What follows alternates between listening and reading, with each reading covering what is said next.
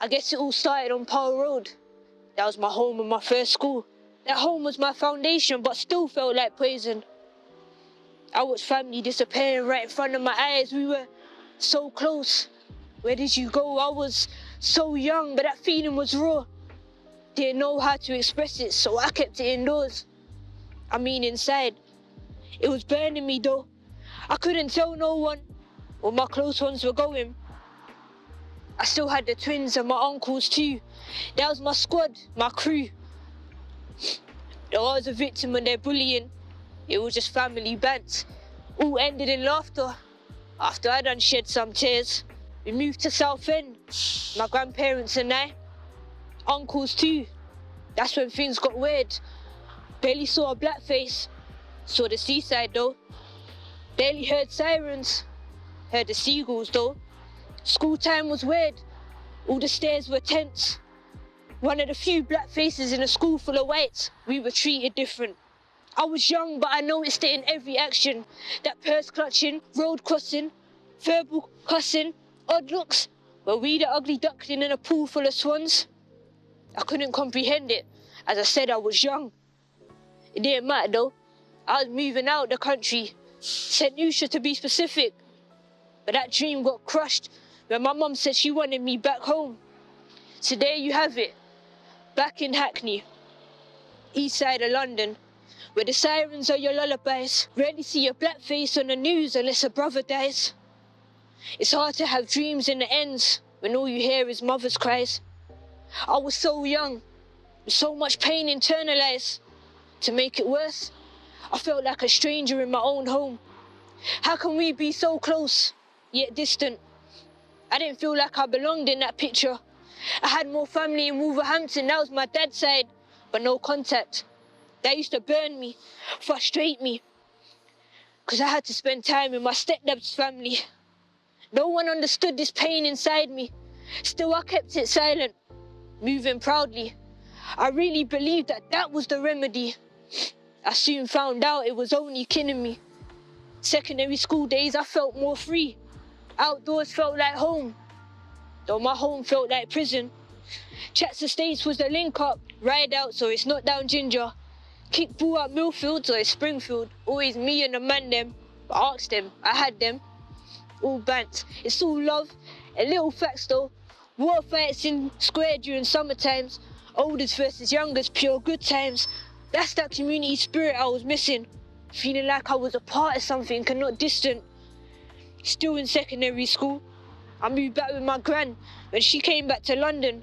Then it's college days. That's when my heart got broken. I got the news that my aunt got cancer.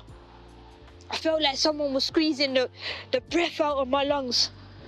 It got even worse when I heard she was gone. Just 4 weeks later. Heartbroken. It was far too soon. In college, I couldn't function. Teachers understood, but I didn't. I didn't understand why. I didn't understand this pain. 4 months later, I was in this cycle again. It was New Year's Day, the twins' birthday, my cousins. I remember staring at your pictures early hours of that day. I was meant to message and say happy birthday, but for some reason, I felt pain while looking at your pictures. Couple hours later, I got the phone call about Aaron. I remember falling, instantly crying. Why would someone kill you on your birthday? I was back with the questions. And almost every year after, another death would happen. But the one that killed me the most was the loss of my grandma. New Year's Eve, 2016. Why was cancer your kryptonite? I remember having breakdowns almost every night. Then 9 months later, I was hit with it again. My cousin, my soldier, my advisor. Yet another rock gone by cancer. That strength that I thought I had just got cancelled. Family situations left me homeless. Shout out Triple Star family. They made sure that the streets didn't adopt me. Put a roof over my head. By grace and fortune, I got a place of my own. Only temporary, but it came with battles of his own. but it brought out the soldier in me. It taught me the definition of determination, the definition of not giving up. The struggle showed me my own abilities. The fight got me my home. But again, that came with battles of its own. Depression held me down, I found it hard to rise. You know the phrase, cry me a river? A river really flowed through my eyes. I was forced to face traumas I didn't know I had. Forced to face the ones I was hiding from for years. But it's a journey I'm thankful for. For where I once felt lost, broken, confused and defeated, now I stand with confidence, feeling undefeated. I know the feeling of being low, feeling like you ain't got no one to help. So with all that I know, experience and overcome, I want to be that help to someone, that friend in low moments, that guide, motivation and strength. So I guess you can say I did what I do best. I used my words, my talent for writing.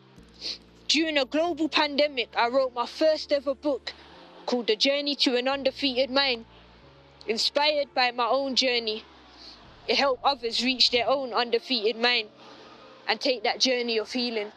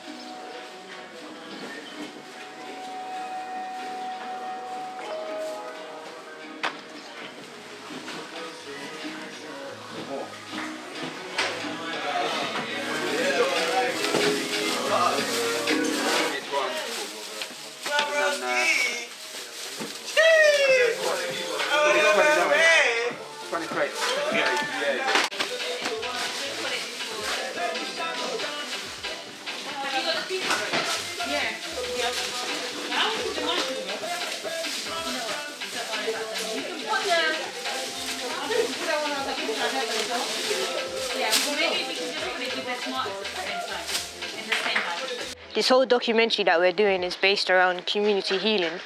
Would you say that that kind of speaks for what Rise 365 is, that community healing aspect, just community as a whole? You spoke on it being a family, but would you say it brings forth community healing as well? Yeah, definitely. I think I've seen some form of inner healing, and I don't believe that you can be an individual that grows past your level of healing. So once I've been part of Rise, I've actually seen myself heal within, and I've actually shed away a lot of the trauma and a lot of the stigma that's been attached to being a young black woman, especially a young black woman from Hackney. So I've definitely seen healing, especially in my relationship with my parents as well, being able to even just bring home something to them, especially to my dad who lives by himself. That's definitely helped me heal that relationship. And he's also someone who's quite into himself, but he's met Marvin, he's met Faith, he's met all these other people from Rise 365, and he's becoming a lot more open and appreciative of the work that I'm doing. So it's literally like little steps that I'm able to make that's bringing forth this inner healing. And I'm just happy one day I'm going to be able to show forth that outwardly as well. So yeah. You do a bit of mentoring with young people. Being young yourself as well, how does that work out for you? Is it frustrating at times, or is it just generally something you love to be able to do as well? Like from young, obviously I've done football coaching, so I've always worked with obviously kids, and obviously I've worked obviously in schools. So I've worked in a PRU, which obviously is kids that have been kicked out of school and they are trying to better their lives. So that's obviously made me be patient, see where they've come from, to obviously educate other people, to obviously say, alright, cool, they've done this, they can get out of this, why can't you get out of it? And obviously, as growing up, I wasn't the best of kids, so I do understand them. Yeah, thank you for that. What would you say Rise has actually helped you with overcoming mentally, or anything in general? Has it helped you overcome anything, or, yeah? I see it. Rise is a family. So seeing all the young people just chilling on the block, doing nothing, and then them being part of Rise, they're actually seeing obviously the positive stuff coming out of it. So like them being on the news, them being on Instagram, obviously they can be on Instagram, but that's on their own page. But them seeing like Grime Daily, Link Up TV and all that, posting them, they're thinking, yeah, so I'm part of a family. Let me just, you know what I'm saying? Like, you know what I mean? It's just like, regardless if you go through certain things in life, traumas, you know, things that you can't really speak about and this and the other, you might feel like your back's against it, or there's no other way out than what you can see at that time. But it's just like, you know, if you kind of stick it, like keep going, keep pushing, like there's a lot of things that can come of you being strong, that resilience. You understand what I'm saying? And this is one of the examples.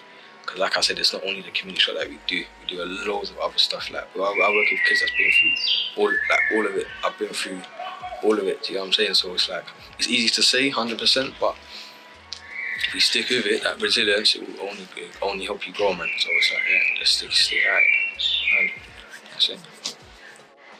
A few of the interviews we've had with a few members from Rise spoken about how this is basically like a family, and the documentary we're doing is about community healing, that sense of community.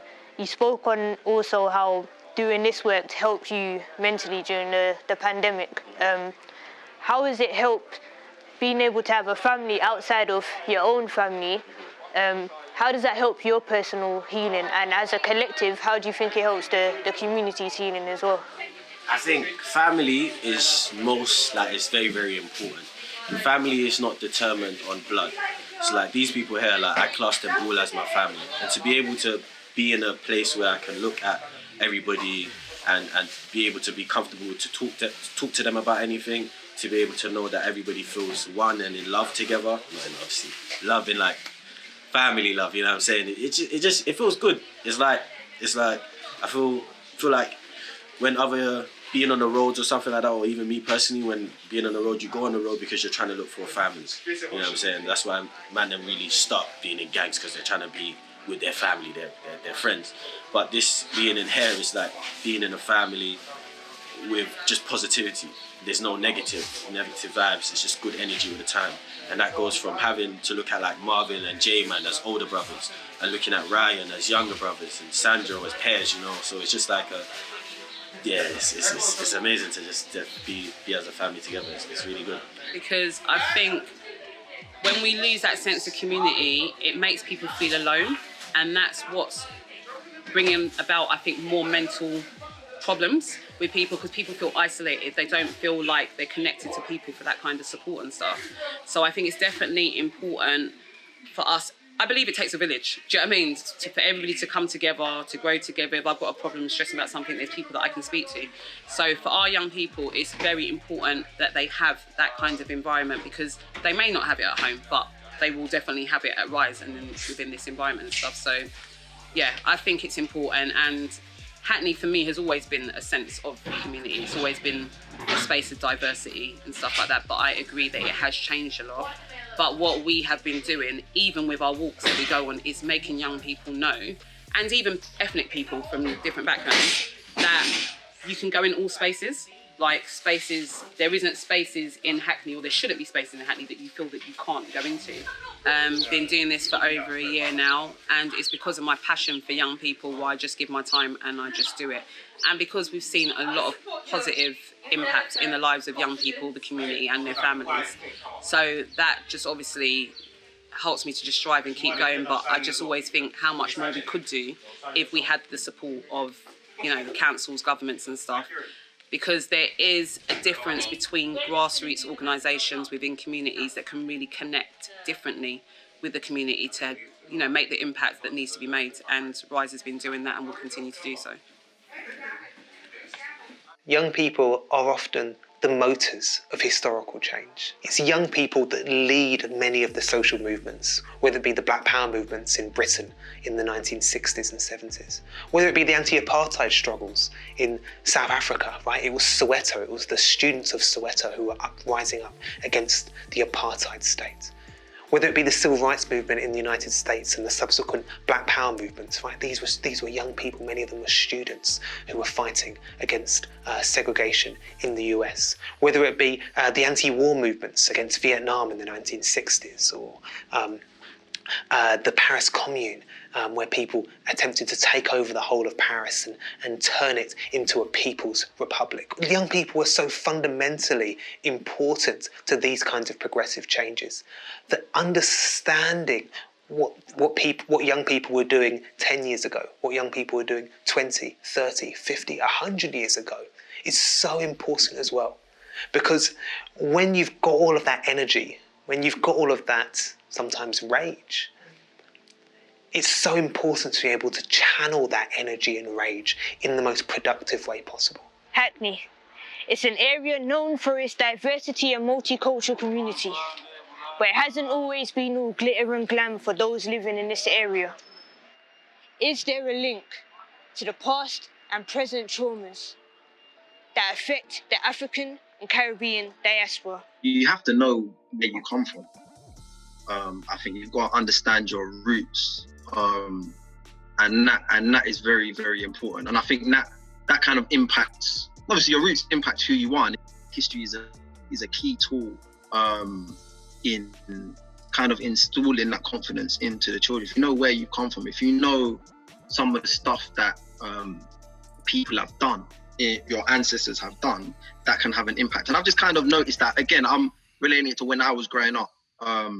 Might be different now, but I didn't really know my Black history. I don't know how it was for yourself, or my peers didn't really know their Black history. Even to this day, some of my peers don't really know that history. But then when you look at other cultures, they know it. Like, you know what I'm saying? Like a lot of Muslim children know the history of Islam and the history of what happened around their continent. But I find that a lot of people from our community don't really know what happened in Africa before the Europeans arrived, or before they were taken as slaves. And even myself, I'm half Cypriot, so I used to go. My mom's from Cyprus, so I used to go to Greek school to learn the language twice a week, and they would teach you the history of Cyprus. And it was like probably a little bit too patriotic, but like they made sure that you knew, as someone from Cyprus, you know what happened in that country. That's your country. You need to know what happened. You need to know where you have come from. And I think it's important that we, like I said, things might have changed now. I definitely notice a lot more awareness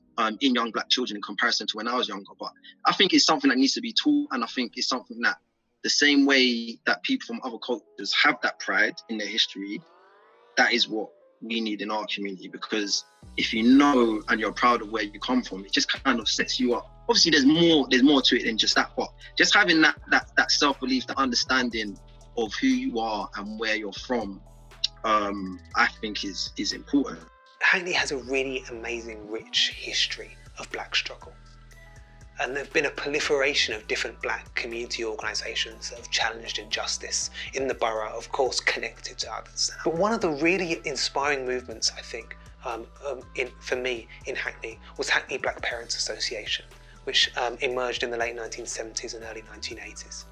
So the first Black Parents the first branch of the Black Parents movement in Britain was actually started in a neighbouring borough in Haringey. But what's really important about it, I guess, are two things. The first is that being a parent can often seem something quite mundane, right? It's something that people simply do when they have children. But for these Black parents, parenting was political. It was something that had to be done, not only against the state, something that was done on a community level. It was something that was done in our places of worship and our youth centres and our community hubs and, you know, the local Caribbean restaurant or cafe. All of these different kinds of places were the places where Black family life and parenting took place. And when we think about it in that regard, we can understand it as not simply them trying to challenge and deal with the kind of racism that Black children were facing in the 1970s and 80s from the police and the school system and other institutions. We could also see them developing what was called communities of resistance, a term that was actually first coined in Hackney Town Hall by an activist called Sibanandan, developing communities of resistance. It was also developing alternatives, and one of the brilliant things that the Black Parents movement did, including in Hackney, was supporting Britain's Black supplementary school movement. So developing alternative spaces of learning for Black families and their children, and for Black communities. Developing places where they could learn about Black history, learn about contemporary issues relating to racism and black communities, but also to socialise, also to build, also to share culture, also to just to carve out those spaces of resistance, to carve out those black places where they can simply be. So I mean, BLAM originating in its original form started off as a protest called Black Lives and More. So we had a protest in Brixton, but I always said that, you know what, I want a permanent space. So it was in 2016, just after the killing of Alton Sterling, and you've had the BLM protest of that year. So we had a static march in Brixton, or protest in Brixton. And I said, you know, well, how can we make a permanent space? So then that's when the idea of actually having a permanent organisation came into fruition. A real aim for us when setting up BLAM was that we wanted to teach Black history to young people in schools or on a weekend. And that was to kind of continue the tradition in Black radical politics, where we've had those before us have always set up supplementary schools. So you had Jessica and Eric Hutley, the Saturday School Movement. You had the Panthers in America and the UK doing, you know, a lot of community organising. So for us, it was kind of going with that Pan-Africanism ideology of doing for self. Even last week, we did a survey with some young people that we just started doing sessions with. And they told us, you know, they don't learn enough Black history in school. And these are like year 5s. Like, we only learn about European history. We don't learn anything about our culture, our history. We don't know anything about Caribbean or African history. So I think when we had conversations with them and they tell us, you know, how they're feeling, it gives us extra drive, because we know the work we're doing is needed, and the young people know that it's needed as well. It's so rewarding knowing that we can at least come in and reduce some of the harm being caused by the Eurocentric curriculum towards Black children. So for us, it's actually thinking about the well-being of Black people and then creating a space with them in mind. So in terms of the language we use when we're talking to young people, it's always a decolonized language. It's always from a Pan-African, Afrocentric point of view. The language is empowering. The language is uplifting, and the language is encouraging. And we know also all too often we don't get that for young people. We don't get that space of encouragement. We don't get that space where they can just be, and not even be excellent, just to be. Because I feel like, you know, we always talk about the word Black excellence, but just let Black people just be, you know. And that's why we know in our space it's not about grades. It's not about, you know, what mark you get. It's just about just enjoying your heritage and your history. And last week we did an amazing session on Yoruba call and response.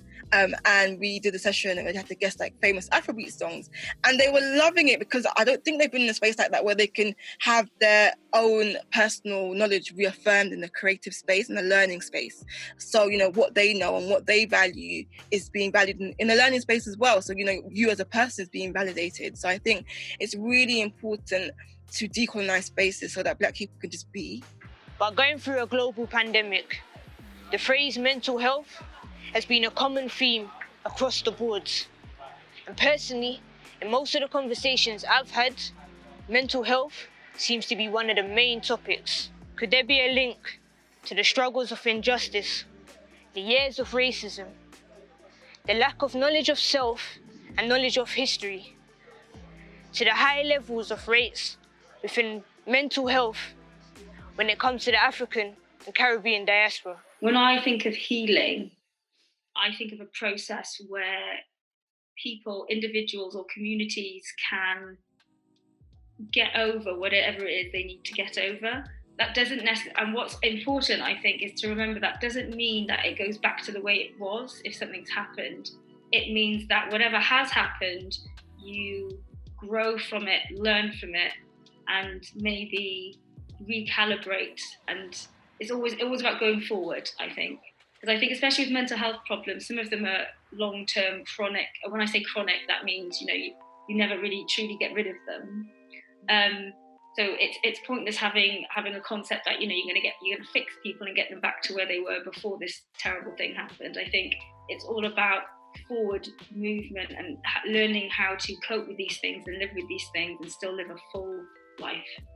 There's a study that where I worked, it's in South East London, so that sort of institution did a study called the ASOP study, which they looked at differences in way people are accessed and treated in mental health services over 10 years. So basically they were looking at, one part of it, they were looking at racial differences. So this is, from science, but I can also say, working in these areas, I saw this as well. Yes. So what they saw was that there's massive inequalities in how Black and ethnic patients are treated compared to white patients, from everything from access to treatments, experiences of treatment, and then their outcomes. I think what we need to remember is psychiatry, psychology as a profession, as an idea, is innately Eurocentric. It's based on European ideals, cultures, religion, and it completely dismisses anything that isn't that. And I think if you're trying to fit people who aren't from that background into this box and call it mental illness, then you're doing it wrong. So there's a few different services that exist. I learned about one called the Aremi model. They actually do that in London, I think in the Kensington and Chelsea borough. It's sort of like an African-centred mental health service, where the people who work in that are trained to, not only in sort of mental health, they're not all just trained in mental health and counselling and things, but they're trained about it in relation to identity and race, and that bit is sort of supported in there.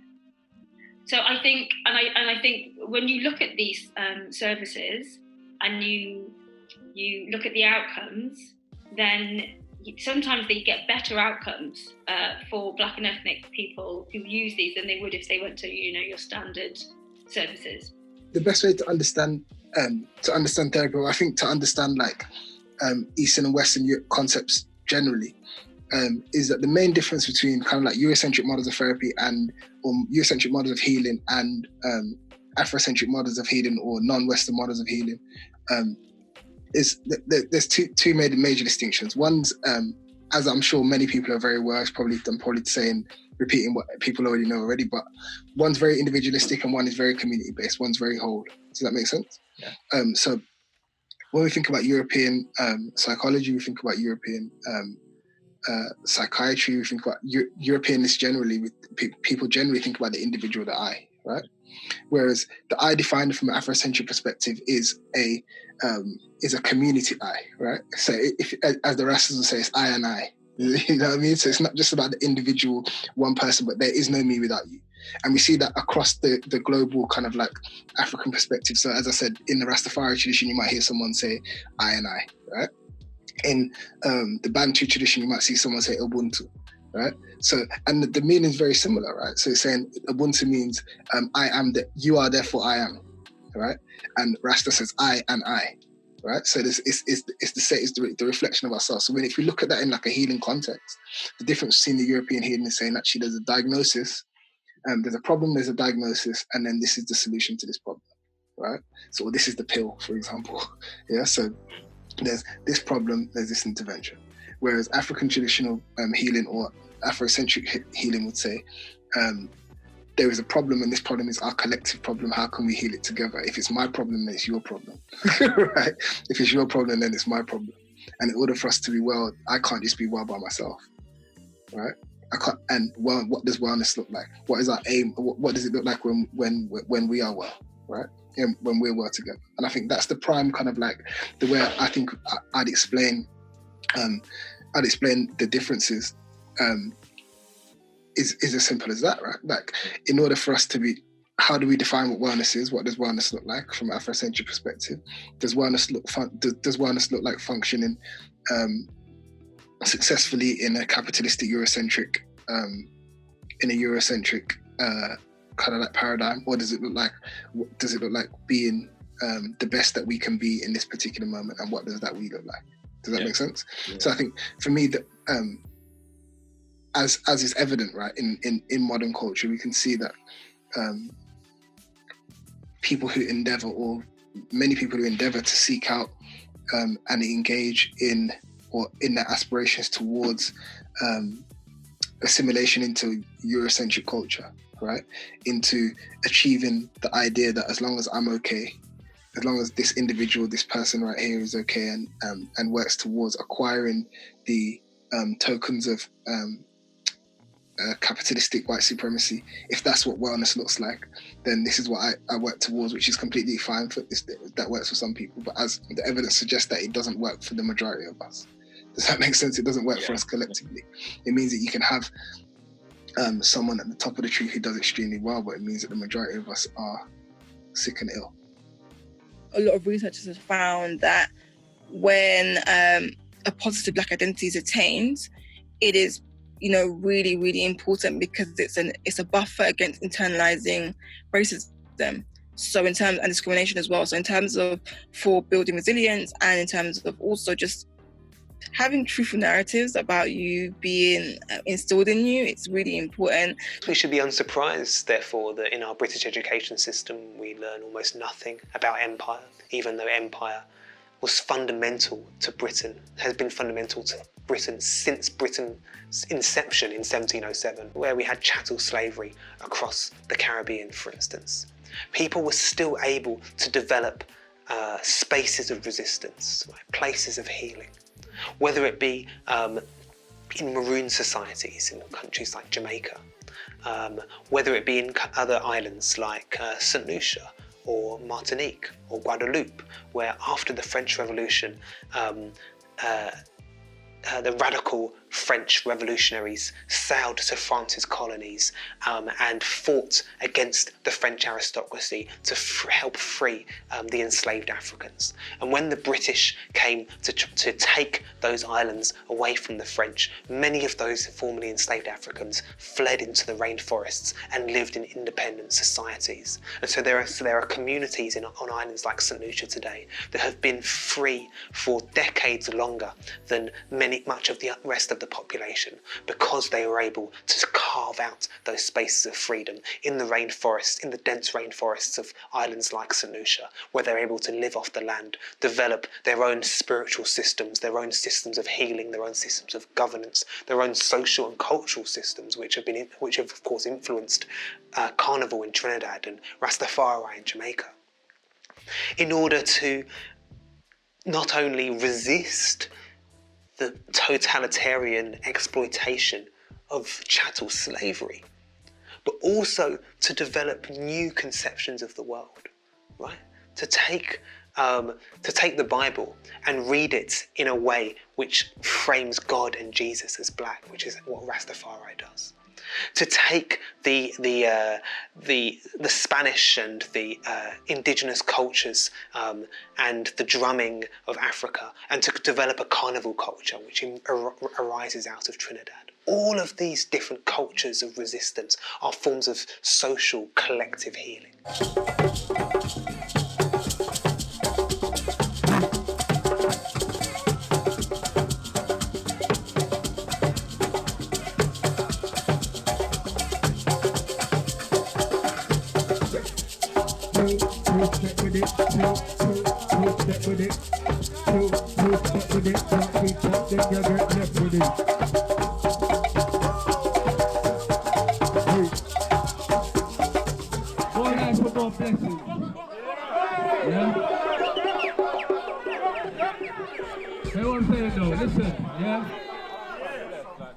Quiet, please. Serious things, yo. Babylon, yuppie neighbours, everyone chopping them, yeah? They're onto us, so we're gonna have an hour. DJ SL, Martel's coming on to shut down the thing. 11:30, 12 o'clock. Home time, yeah? It's been a day, we've been here since 4 o'clock. It's been a beautiful day. But yeah, we're gonna do an hour. What time is it now? It's 10:30, people. By 11:30, 12.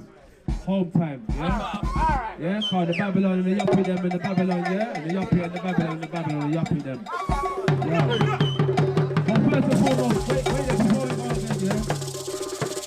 I just want to say one thing as well, yeah?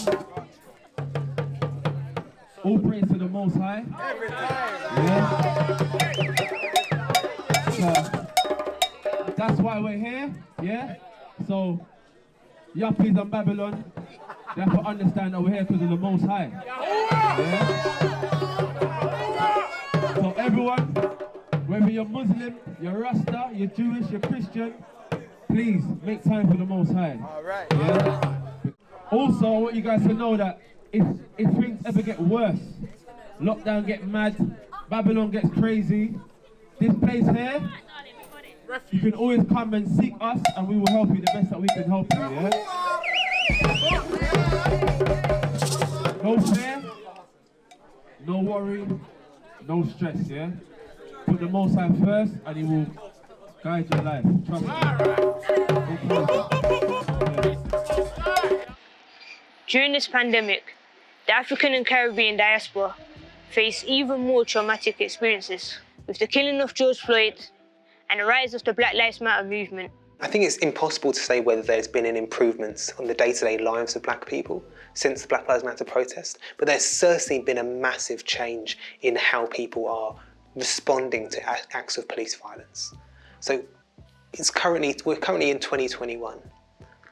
In the first week of 2021, a young black man lost his life to the hands of the police, Mahmoud Hassan in Cardiff. What happened the next day? The next day, there was a massive community protest. It made headlines across the country. There were demands for all the information about what took place. The family once their son had been buried, the family were leading on this campaign. And there were big public events, not simply questioning whether there was enough police accountability or whether the individual officers should be challenged or disciplined in some way, but was questioning the very existence of our police and prison system, if this is the outcome of that system that we're currently living in. I don't think a year ago or 2 years ago that would necessarily have been the response. Because on average in this country since 1991, one person a week has died at the hands of police, prisons or borders. And we know that black people are disproportionately likely to be victims of excessive force at the hands of police. And I don't know if I've ever really seen such an organised and radical and inspiring and immediate response to that kind of case. It's quite rare. Like we saw it in 2011 when the community organised and marched to the Tottenham police station after the death of Mark Duggan. You do see it sometimes, but a lot of the time these families are isolated. A lot of these times these families don't know where to turn or what necessarily to do. But in this case, the family knew exactly what to do. They knew exactly where to turn. And I think it's in that it's in those communities of resistance that we're able to see the profound impacts that the Black Lives Matter movement is having. When it comes to the African diaspora, right, massively diverse, spreads across the globe, speaks every language, lives in every continent, but it's still very similar, right? So there's still a shared history. I think that the experience that people of African descent have, no matter where they're placed in the world, is intrinsically related to the experience that Africa has on the continent. And I think by engaging with black people around the world, by seeing black people around the world, by engaging on an international basis, you realise the effects that global white supremacy has had is very affects us all in really similar ways. Think about the Windrushes, the migration from the south to the north, as the migration from the Caribbean to the United Kingdom. Yeah. I think there's examples of those kind of things. And if we look at that, we see that it requires a global solution rather than an individual solution. It can't be that black people in the UK are free and we're engaging in these beautiful healing practices, right? It'd be completely hypocritical. It wouldn't be African-centered. Right, it would be completely un-African-centered if we were engaging in beautiful healing methodologies and said that actually, but it's only for black people in the UK. Like, forget black people on the continent whose ideas a lot of these things are informed by, and forget the black people in the United States whose ideas a lot of these are informed by. It's just for us. We're going to utilize it just for ourselves, right? Yeah. And that in essence, that would be a European idea. It wouldn't be an African-centered idea, because the idea is about us being interconnected.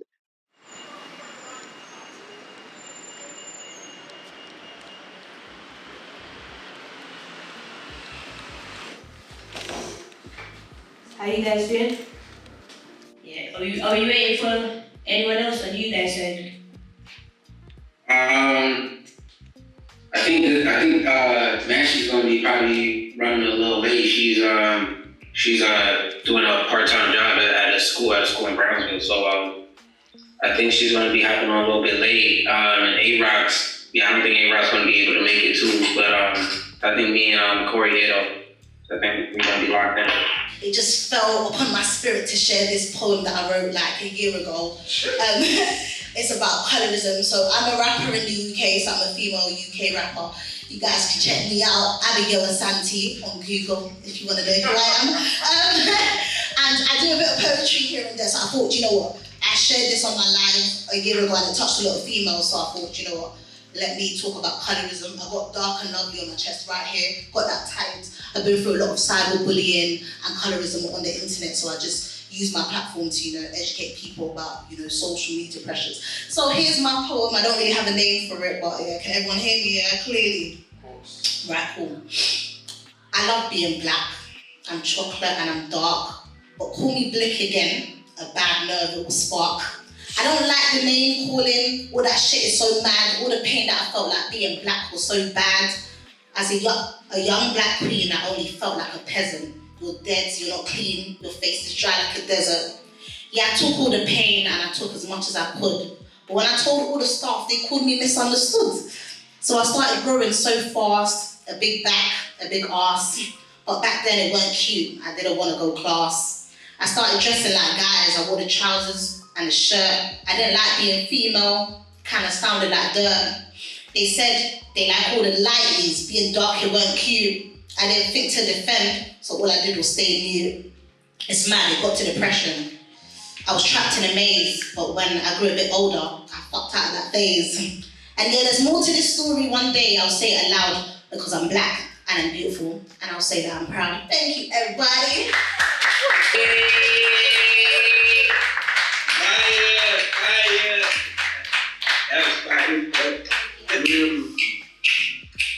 That was amazing. Thank you so much, sis. Album, Alex. Gotta get on the album, Alex. Nice. That's probably something we're gonna throw out to the universe, but we definitely should make some music together, y'all. Like out to the universe. Figure that out.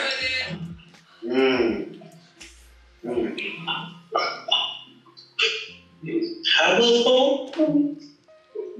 Give them some of that new stuff. Like, mommy, when are you coming home? Or mommy, why did you leave me alone? I said, these are the questions that's usually asked by a daughter who mothers up in the pen. Like, mommy, when are you coming home? Or mommy, why did you leave me alone?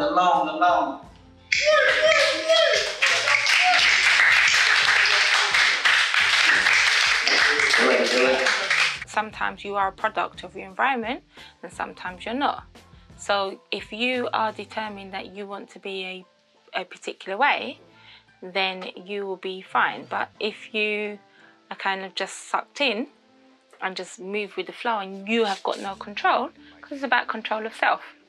So when you're looking at music, some music are, you know, they're not about happiness, they're about actually action, or they're about fighting, or, you know, you can be caught up in a wave and not be in control. Or you can be in control and know exactly what you're doing. But a lot of young people are just caught up in a wave, don't actually necessarily know what they're doing. It's all a bit of a hype, you know, and friends, etc., and showing face, but not actually being in control and standing up for what they want to stand up for. Does that make sense? Yeah, it does. People like to talk down on drill music and hip-hop music and black music in general, especially in the mainstream culture, saying that, drill music is the cause of the violence. Drill music is not the cause of the violence, it's a byproduct of the violence. I can't say drill music doesn't influence it, but it's not the root cause of it. I feel like when people blame music as the cause of such violence, or they blame drill music for a certain stabbing or this, that and the other, I feel like it's kind of lazy in my personal opinion. The real cause of the violence is the environment and the poverty that these young ethnic minorities are placed in. You know what I'm saying? People that just want to find a scapegoat so they don't take the powers that be, they want to have a scapegoat so they don't take responsibility for it. You know what I'm saying? They want to say, well, it's your fault, it's your this, that and the other, this, that and the other. Like, you know, I'm not saying music doesn't have it might influence us to do something, but for all the toxic kind of things that go on in this world, it's so much deeper. There is negative music out there, and it is negative. It's negative music, but there's also a bunch of positive music. It's up to the listener to go out and look out for it. But at the end of the day, here's the thing. The reason why, unfortunately, there's so much negative music out there that enforces a negative stereotype on the young black man and things of that nature, like human beings, like these record labels and these TV shows, they're putting out what sells. Controversy. People want to open up a newspaper and think, oh my God, like it's negative emotion, but it's a strong emotion. Going on my own journey and personal battles against mental health, I realised that there are many different forms of support and places I can actually go and get help. I also realised that the concept of healing may be different to many different people. One other thing that I've noticed as well is I think sometimes you get people who have the knowledge, and because some people don't, there's almost like a sense of superiority. And then the people without the knowledge almost feel like an element of guilt or shame that they don't know it. But everyone's journey has to start somewhere. Do you know what I'm saying? Like I'm not no Akala. Do you know what I'm saying? Like I don't have this massive, like when I hear him speak, I feel like I don't know anything. I don't know anything. You know what I'm saying? So it's just understanding your own journey and whatever triggers that or leads you into that. Essentially, a lot of what I've seen and understood about quote unquote, like, you know, gang culture, whatever, like a lot of people had issues within feeling rejected within their family and ended up latching on to maybe might be considered trauma bonding. Do you get what I'm saying? Like, so realistically, it's about like bonds can happen, and they can be happening around, you know, developing people's purpose in positive settings, learning new skills, like, you know, food sharing, like, you know, the Fantastic 365, or, you know, like Content Factory, developing content with young people, or there's different, like, you know, even like the Badu Sports. I'm just speaking of some of the people that I'm peeling within the, you know what I'm saying, like big up like AA Islington doing filmmaking up in Islington with young people, or G-Tan Talents doing things in Kent. Like there's just bare people doing different things, and they're creating these, because like, you know, sometimes like at the end of the day, not all of us were blessed to be born into families that are loving. Do you get what I'm saying? And that's a written system. Do you get what I'm saying? And getting over that, like, it's something we got to try, and we got to, you know, I work with God a lot to do that, you know what I'm saying, and myself, and just look at how I deal with people and what family I do have and I am in connect with, how I can be showing them love. But really, ultimately, like, that's starting with like how you can show love to yourself, and then just reflect that back. And then for me, that is social. That's how you restore the balance. Yes, yeah, for real. Like, you know what I'm saying? Yeah, I think like for me the greatest way forward for young people, for black people, for people in our community, is to engage with each other, right? And I think that for me, it's like we find ourselves with a difficulty that in different capacities affects every single one of us. And I think it affects every single one of us in different ways. It comes with multiple challenges. But I think in its essence, is rooted in, or the solution comes with our ability to be able to give and support each other. And I think once we've learned and figured out ways and contributed to engaging with each other in ways that is free of kind of like is free of debt, so I'm giving to you without seeking anything in return. And I think if I'm giving to you seeking nothing in return, and you're giving to me seeking nothing in return, and everyone else is giving seeking nothing in return, I think then we'll find a lot of the solutions to the problems that we find ourselves in today, and a lot of things will be healed. So I think by engaging in that kind of reciprocal relationship, and supporting each other in that kind of reciprocal relationship, we're gonna find our solutions. I really dream of a day where African-centered therapeutic interventions become the kind of like the anchor to all the things that we do, right? So our experiences, not just in kind of like our healing spaces, but everything becomes a healing opportunity. So going to the barbershop becomes a healing opportunity. Going to the supermarket becomes a healing opportunity. Greeting your neighbours becomes a healing opportunity, right? Not just, at the moment, it's just church, right? Or people who are Christian church, or whatever other religious observations you have. But hopefully we'll get to the point where we can experience healing in all the things that we do, just by engaging with each other as a healing experience. So that's my kind of aim, and that's what I hope and I wish for people in the future, and I wish for us.